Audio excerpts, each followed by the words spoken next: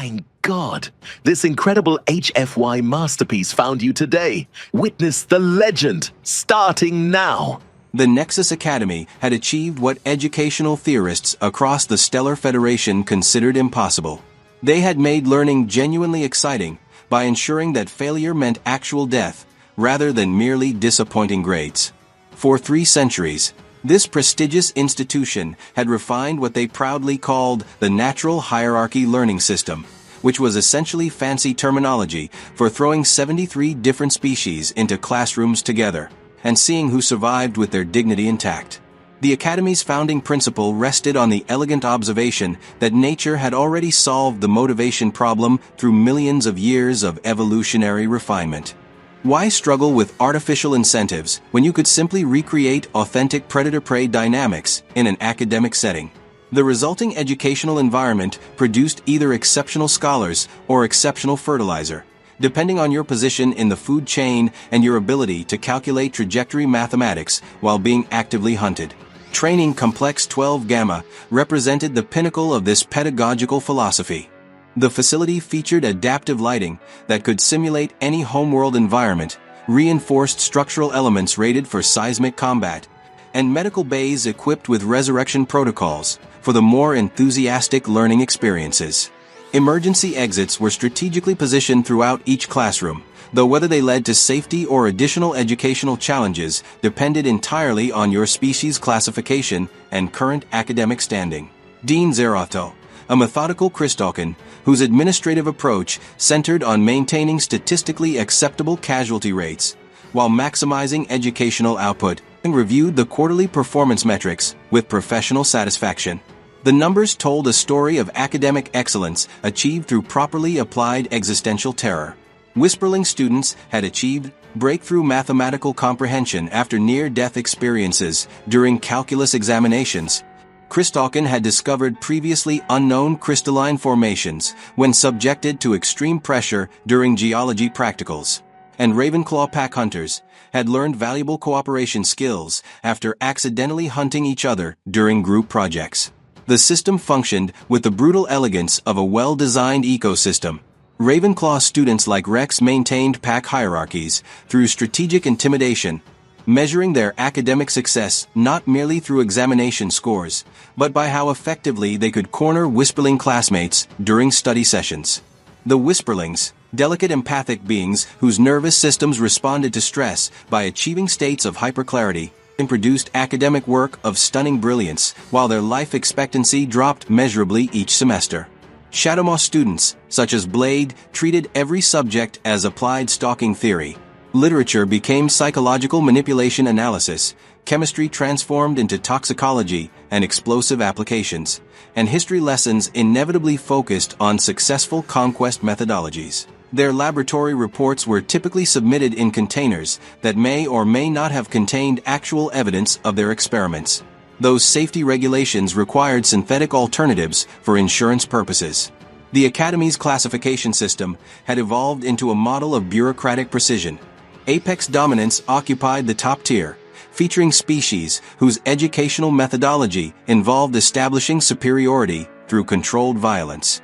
Adaptive survivors formed the middle ranks, developing academic excellence through creative avoidance of the apex dominance. At the bottom, supplemental resources provided motivation for the other categories through their ongoing existence as potential prey. The only problematic element in this perfectly balanced educational nightmare was the human. Kira Patel had arrived 2 months ago, through some diplomatic exchange program that nobody quite understood, and everyone was too diplomatically correct to question directly.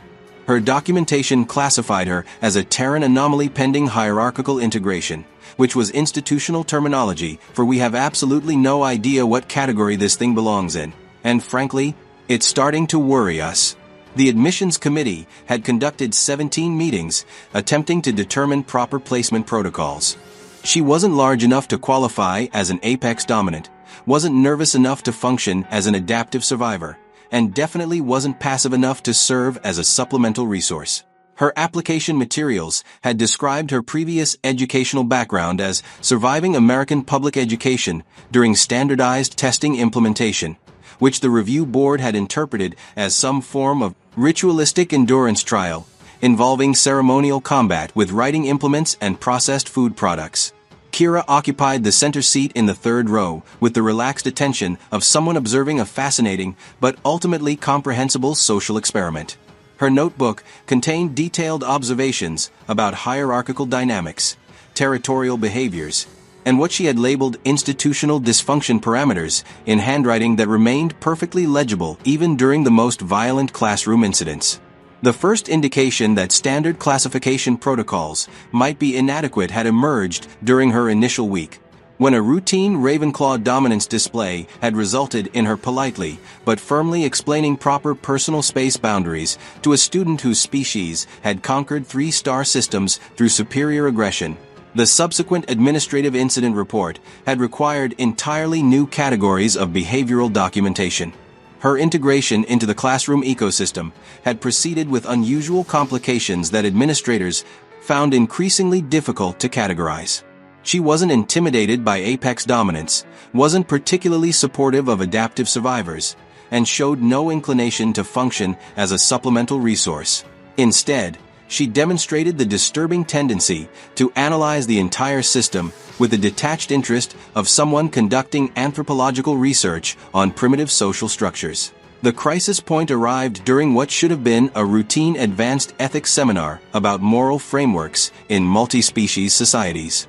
Professor Kyle Thara, an ancient Christokan, whose teaching methodology involved projecting calming harmonics while discussing philosophical concepts, was attempting to explain relativistic approaches to interspecies morality when the classroom door chimed with official authority. The interruption manifested as 3 imposing figures who filled the doorway with the kind of presence that made emergency protocols activate throughout the complex. The Apex Evaluation Team represented the Academy's most sophisticated approach to difficult classification problems. Professional behavioral analysts, whose credentials included advanced degrees in educational psychology alongside military service records, featuring psychological warfare specializations. Team leader Scythen Dark wore official assessment authorization alongside decorative scarification that told stories about previous educational consultations with problematic students. His colleagues, senior behavioral specialists, Vrenthal and Keth Mora, carried equipment cases containing either advanced psychological evaluation tools or sophisticated interrogation devices, quite possibly both. "Attention, students," announced Scythen Dark, his voice carrying the kind of authority that made academic furniture shift nervously. "We are here to conduct a priority classification assessment. All properly categorized students will observe for educational purposes. The Terran anomaly will participate in comprehensive behavioral evaluation." The classroom atmosphere transformed from routine academic discussion to the kind of primordial tension that made evolutionary biologists write excited papers about survival responses. Luna, a whisperling student whose empathic abilities had developed stress-induced hypersensitivity from chronic academic terror, immediately projected defensive psychic barriers that made the air shimmer with protective energy. Rex straightened with predatory interest, while Blade began unconsciously cataloging potential weapons and tactical advantages. Kira looked up from her notes about moral relativism in galactic ethical frameworks with the mild irritation of someone whose intellectual curiosity had been interrupted by bureaucratic inefficiency. "Excuse me," she said, her voice carrying the particular brand of politeness that experienced educators had learned to recognize as a warning sign. "We're having a fascinating discussion about how different species approach ethical decision-making in complex social environments. Could your evaluation wait until after we finish exploring these concepts?" Scythen Dark produced what might charitably be called laughter, though it sounded more like expensive machinery experiencing catastrophic mechanical failure. "Terran anomaly. You will now demonstrate your species' behavioral responses under controlled stress evaluation. Please stand and prepare for assessment protocols." "I'd really prefer not to," Kira replied, remaining seated while making a careful note about interruption patterns in institutional settings. Professor Kyle Thara was just explaining how Christokan ethical frameworks emphasize harmonic balance in decision-making, and I think there might be some interesting parallels to human philosophical traditions that could enrich our discussion. Vrenthal stepped forward with a kind of movement that suggested violence was not merely possible, but professionally inevitable and carefully documented. This is not a request anomaly. Compliance with evaluation protocols is mandatory for all Academy attendees pending proper classification. Something subtle shifted in Kira's expression, like atmospheric pressure changes that preceded severe weather systems. She closed her notebook with the careful precision of someone handling historical documents, then rose with the fluid motion of someone who had spent considerable time perfecting the appearance of harmlessness while maintaining readiness for absolutely anything. "Could everyone please step away from the furniture?" she asked conversationally, her tone suggesting friendly concern rather than imminent violence.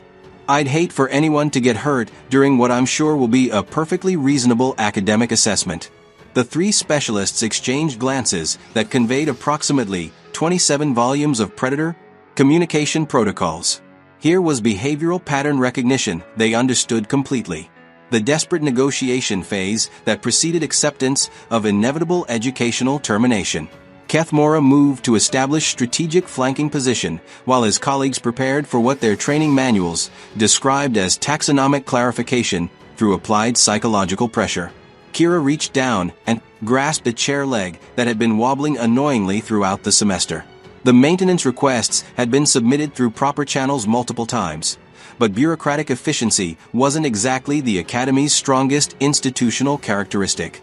She tested its weight and balance with the casual familiarity of someone selecting appropriate tools for specific professional tasks. "Now then," she said pleasantly, "let's continue our discussion about ethical frameworks, specifically regarding the moral implications of interrupting educational discourse and the appropriate responses to institutional overreach." Scythian Dark lunged with the kind of predatory acceleration that represented millions of years of evolutionary refinement specifically designed for subduing resistant prey species. Unfortunately, for his tactical calculations, human reflexes had evolved in an environment where literally everything was actively attempting to terminate them, including their food sources, weather patterns, geological features, and recreational activities. Kira sidestepped with impossible speed and brought the improvised weapon down across the specialist's extended arm with a crack that made emergency medical sensors activate throughout 3 decks of the station. Scythian Dark's roar of surprise and professional indignation cut off abruptly as a follow-up strike to his solar plexus sent him crashing into a desk that had been engineered to withstand small explosions, but apparently not high-velocity impacts from flying behavioral analysts. Vrenthal's attack commenced before his team leader had finished discovering new applications of gravitational physics. Kira spun the chair leg like a conductor orchestrating a particularly violent symphony, deflecting claws that could have shredded military-grade armor, then drove the weapon's pointed end into the specialist's knee joint with surgical precision. The resulting sound resembled expensive construction equipment suffering comprehensive mechanical failure while simultaneously disappointing its warranty providers. "The fascinating thing about humans," Kira explained conversationally as Kethmora hesitated, observing his colleagues' unexpected encounters with applied physics and furniture-based problem-solving, "is that we evolved as persistence hunters in an environment that was essentially trying to kill us every moment of every day. We don't just chase problems until we solve them. We chase them until they stop being problems through exhaustion, creative application of available resources, or administrative compliance." Kethmora apparently decided that traditional dominance establishment protocols represented his optimal approach to managing this unprecedented educational situation. He expanded to his full intimidating height, extended combat claws that had been ceremonially blessed by Shadowmaw war shamans, and released a battle roar that had previously caused entire Whisperling colonies to relocate to different star systems for psychological safety. Kira waited patiently until he reached peak intimidation volume, then casually swung the chair leg with the practiced motion of someone who had spent years perfecting various batting techniques. The impact caught him across the jaw with a kind of momentum that theoretical physicists would later describe as educationally significant and possibly precedent-setting. Kethmora discovered that atmospheric pressure differentials could indeed render unconscious even the most professionally qualified behavioral assessment specialists.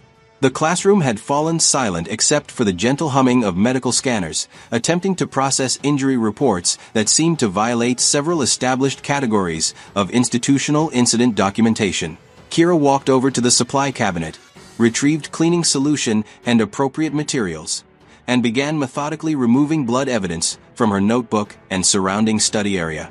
"Professor Kyle Thara," she said, settling back into her seat and opening to a fresh page.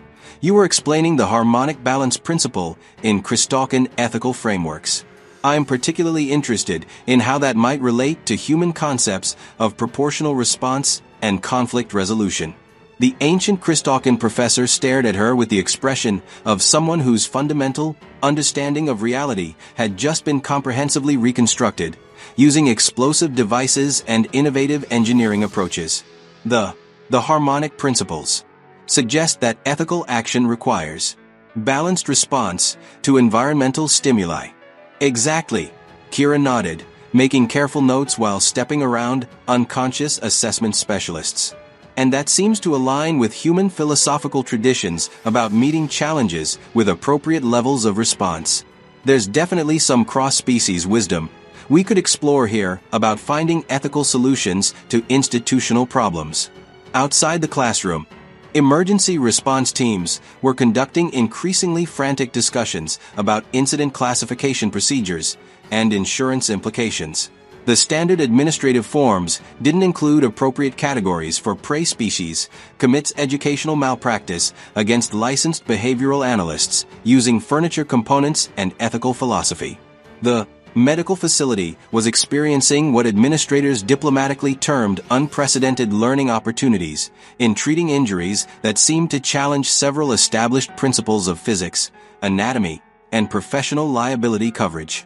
Dean Zeroftal stood in his administrative office, reviewing incident reports that resembled experimental literature, written by someone experiencing severe psychological distress and an unusual familiarity with applied violence techniques. 3 professional military psychologists had been systematically neutralized by an exchange student whose educational background apparently included something called active shooter drills and zero-tolerance policy. Survival training. The emergency session of the Academy's governing board convened via quantum entanglement communication, because nobody was willing to occupy the same orbital space as whatever Earth had accidentally unleashed upon galactic educational institutions. The debate centered around a fundamental taxonomic question that was causing existential crises throughout the administrative hierarchy. What exactly were humans supposed to represent in their carefully organized system? Obviously apex dominance, insisted Administrator Vexthane, whose species had achieved galactic prominence through superior military aggression and bureaucratic intimidation strategies. No adaptive survivor species could generate that level of controlled violence while simultaneously conducting philosophical discourse about ethical frameworks. Completely impossible, countered Director Malthyra. Humans are demonstrably too collaborative, too emotionally expressive, too socially oriented. They form emotional attachments to their transportation vehicles and assign personal names to inanimate objects. They're clearly some form of highly evolved adaptive survivor species with unusual defensive capabilities. Then provide alternative explanations for the casualty documentation, Vexthane growled, gesturing toward incident reports that resembled medical journals compiled during wartime by particularly creative field surgeons. The debate might have continued for several administrative cycles, if not for an official communication from Training Complex 12 Gamma. Kira had submitted a comprehensive incident report regarding the interruption of her ethics seminar, along with a detailed analysis of what she characterized as systematic institutional dysfunction and a proposed policy revision that would reduce unnecessary student mortality while improving actual educational outcomes and philosophical discourse quality. The proposal was 31 pages long and included statistical analysis, comparative educational effectiveness studies, philosophical framework citations, and a strongly worded maintenance request for improved furniture assembly standards and conflict resolution protocols. She had also included a helpful appendix on institutional ethics and appropriate responses to administrative overreach that didn't involve terrorizing students or interrupting valuable academic discussions. The governing board reviewed her recommendations with the growing horror of administrators who suddenly realized they had been conducting their professional responsibilities incorrectly for multiple centuries. Her suggestions weren't revolutionary in their complexity. They were simply competent and ethically sound, which in the context of the Academy's educational philosophy represented the functional equivalent of revolutionary thinking. Within 3 weeks, new policies had been transmitted to all Stellar Federation educational institutions. The natural hierarchy learning system was quietly redesignated as collaborative academic excellence through mutual respect protocols. Predation exercises were replaced with structured intellectual cooperation and cross-species philosophical discourse. The furniture procurement budget was increased by 400% to ensure proper construction standards, and ethics courses received expanded curriculum time for thorough exploration of complex moral frameworks. Kira became the galaxy's most sought-after educational reform consultant, traveling from system to system with briefcases containing curriculum improvements, institutional ethics guidelines, and comprehensive furniture safety protocols. Her professional credentials identified her as a human educational ethics specialist and philosophical discourse facilitator, though most administrators simply referred to her as the one with the chair leg and the ethics notebook. The cosmic irony was not lost on the Stellar Federation's leading educational theorists and philosophical scholars.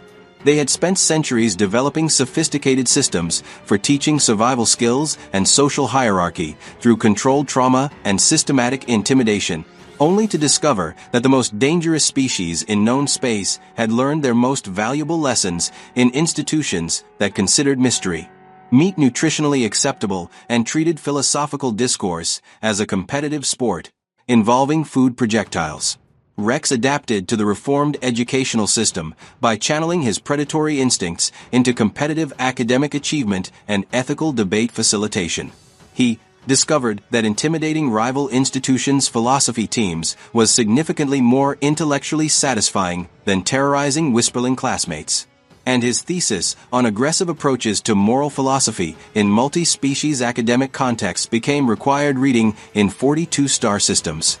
Luna flourished in the new educational environment, her natural empathic sensitivity redirected into detailed ethical analysis and cross-species emotional intelligence studies.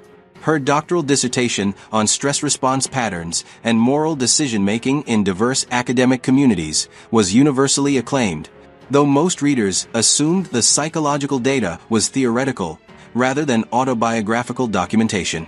Blade found his calling in what humans called applied ethics, with practical problem-solving components. Developing courses that taught strategic thinking through moral philosophy and conflict resolution through collaborative ethical framework construction. His classes maintained waiting lists spanning multiple academic terms, largely because he had learned to explain tactical principles using philosophical concepts rather than explicit violence methodologies.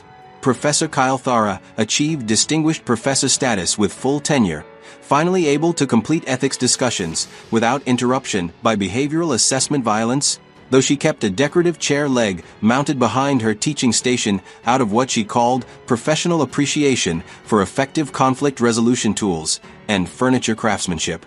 The Nexus Academy eventually accomplished what its founders had always claimed to pursue: genuinely effective education that prepared students for the intellectual, ethical, and social challenges of galactic civilization. The fact that achieving this goal required abandoning centuries of institutionalized violence and embracing competent furniture maintenance was diplomatically omitted from official progress reports and accreditation documentation. Kira returned to Earth after completing her exchange program, carrying recommendation letters from 37 different species and a permanent consulting contract to revolutionize educational ethics throughout the known galaxy. Her final report to Human Diplomatic Services was characteristically concise. Turns out we're more terrifying than anyone anticipated, including ourselves. Also, alien educational philosophy has some interesting ideas once you get past all the attempted murder during ethics class. Recommend investing in better furniture for future diplomatic facilities. The galaxy learned several crucial lessons that academic year about the dangers of taxonomic assumptions. the importance of proper furniture assembly standards, and the value of treating educational discourse as something other than a blood sport. They had spent so long categorizing species as predators, prey, or resources that they had never considered a fourth classification, the kind of creature that evolved in an environment so comprehensively hostile that it had to develop both the capacity for extreme violence and the intellectual sophistication to discuss ethical frameworks, while demonstrating that capacity. Because sometimes the most dangerous entity in any educational institution isn't the apex predator stalking through corridors or the terrified prey species hiding behind emergency barriers. Sometimes it's the species that learn to solve complex problems through ethical reasoning, creative cooperation, and whatever furniture happens to be available for improvised conflict resolution. And if that furniture happens to be properly assembled according to galactic safety standards, well, that just represents sound institutional planning and respect for student safety protocols.